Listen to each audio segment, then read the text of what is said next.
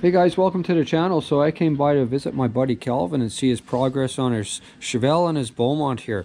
So he's been a busy guy this summer. Hasn't had a lot of time to work on his toys, but he did get some work on the dashes, both on the Chevelle and the Beaumont. And we're going to show you some of the differences here. So this one in front of me is a 67 Chevelle SS dash cluster. And this one has the really neat blinker tack, so that one has the little signal light inside of the tachometer because it technically covers up the blinker on the dash. And this is the right side right over here. So that is what a 67 Chevelle SS dash looks like. And over here we've got a restored 67 Beaumont dash, and these are both tachometer dashes. So this one, you were saying these come with a 64 GTO. Yeah. The Beaumonts had a 64 GTO tachometer in them, so it's kind of unique. Yeah, right. From 64 to 67, the Beaumont in Canada, they used a 64 GTO tack.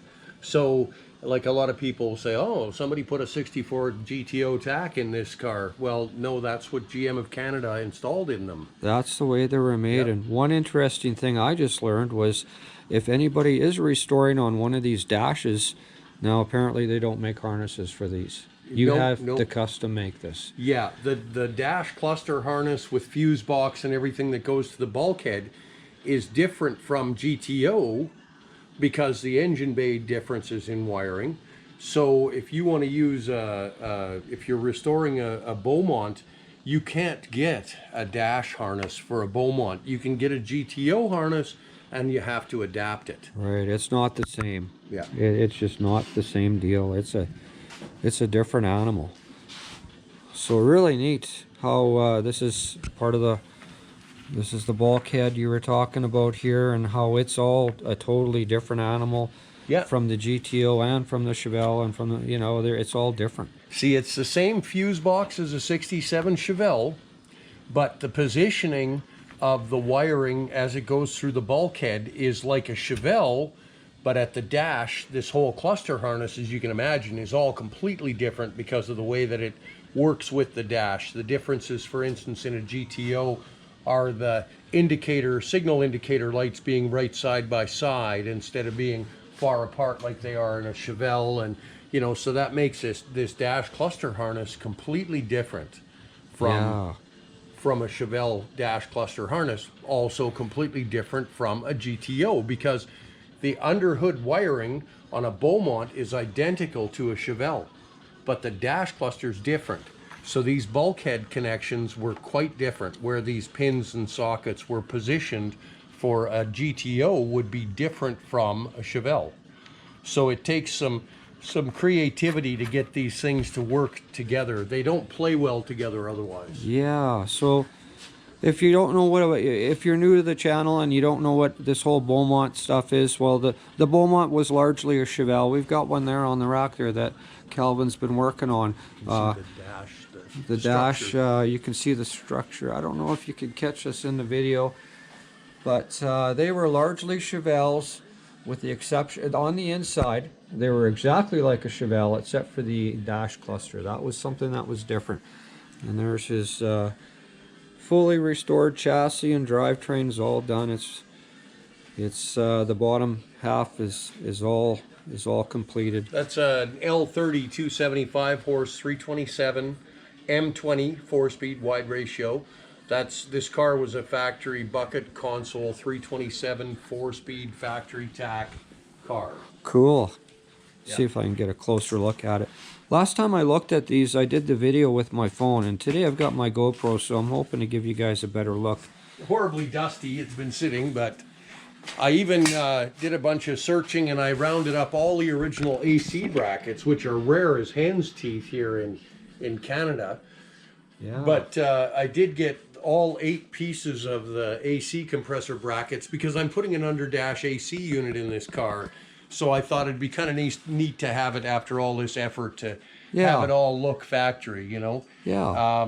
The other thing that's really cool is, and you may have had these on the last video, is the decal, like on the valve cover and the air cleaner.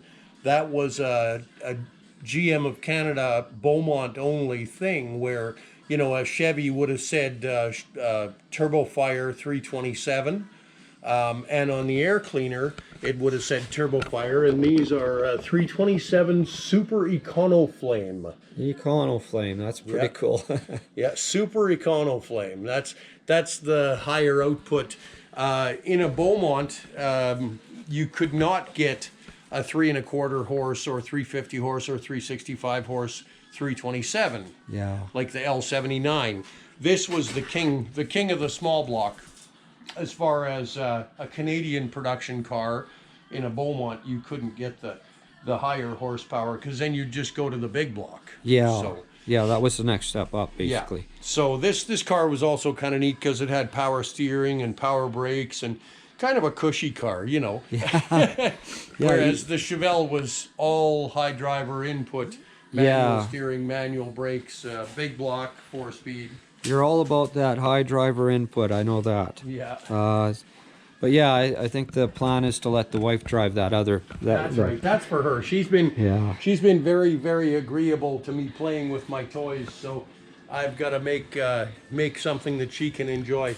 The other thing that I did since you were here last, I finished up all of the under dash insulation, the heater box install, all of the firewall insulation is installed, the pedal bracing. Here, I'll give you some light there. It's so, you know. Oh yeah, it's all new under there. Yeah. Made up all the insulation. The heater box is all restored. The console, as you can see, is done. It's just got to be reassembled. It looks good. Yeah, I'm also because I'm kind of a clock and gauge fanatic.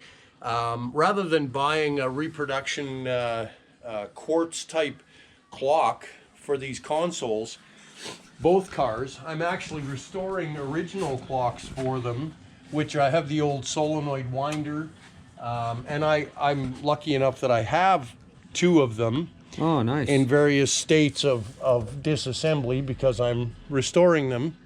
But just to give an idea of what kind of dedication it takes to make these things work, if you can see closely here, these winding coils have melted. Oh, yeah. From over the years, there's been a situation where the points welded together and smoke would come out of the clock and then it just wouldn't wind anymore. So I was fortunate enough to find some on eBay.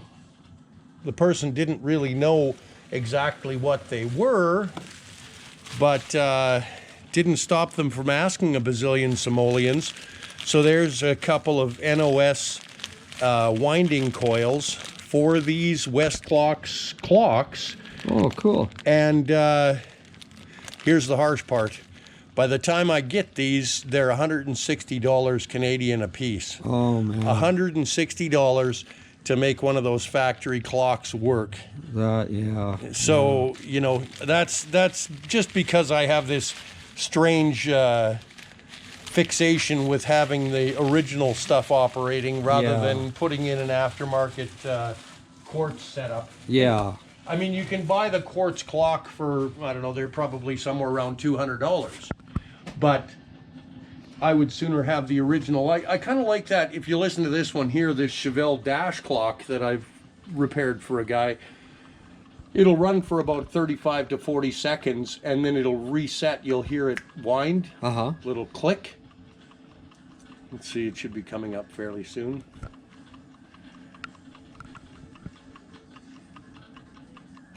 There we go. There it goes, yeah. And I love that. In the old cars, you'd sit in the car to be completely quiet and you hear this click in the dash, and it's your clock rewinding. Yeah. And so that's why I get kind of carried away with that stuff to make them like they were, you know.